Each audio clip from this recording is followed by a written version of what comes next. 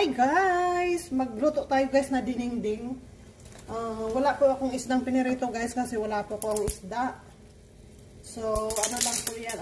Hindi yan dinengdeng, lauoy or laswa.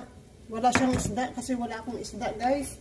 So, ang ilalagay lang natin guys is sili. Wala nga akong luya wala akong kamatis. Kaya sibuyas, sili, and sibuyas, sili at saka konting sitaw. Kumukulo na po yan guys. Then, lagyan natin itong bagoong. Yan po bagoong guys.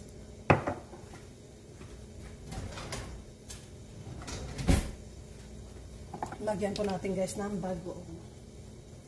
Alam niyo po ba, masarap ang bagoong na to. Dapat pala dalawang binili ko. Ayan. Pampalasa lang naman. Ayun, sarap ng bagoong na to. Makita nyo?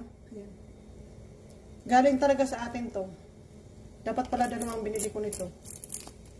Kasi bihira kami napunta dun sa malaking city. Meron yan dito din. Kaso lang. Ayan. Lagyan po natin ng talong. Ano po yan guys? Purple eggplant na bilog. Ayan.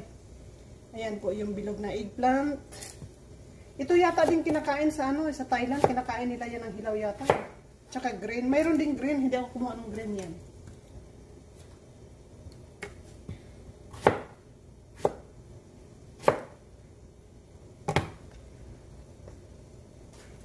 Ayan, pakuluin muna natin tapos ilagay natin yung dahon. Ang dahon ko po ay ang tawag dito? Alokbati. Alokbati po ang aking dahon. Masarap to guys kung mayroon na isdang pinirito.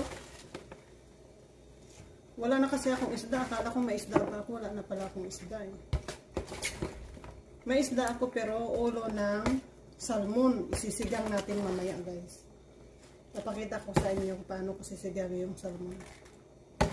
May salmon po ako. May ulong salmon po ako. Bumili po ako ng ulo ng salmon. Kahapon.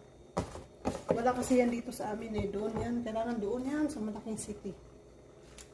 So yun guys, ready na yung ating nilauoy na may ginamos.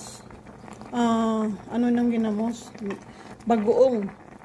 Bagoong na isda yan Tingnan nyo yung sabaw. Pero sabaw lang po ng bagoong na isda. Wala po siyang laman. Ito po yung guys. Pakita ko sa inyo.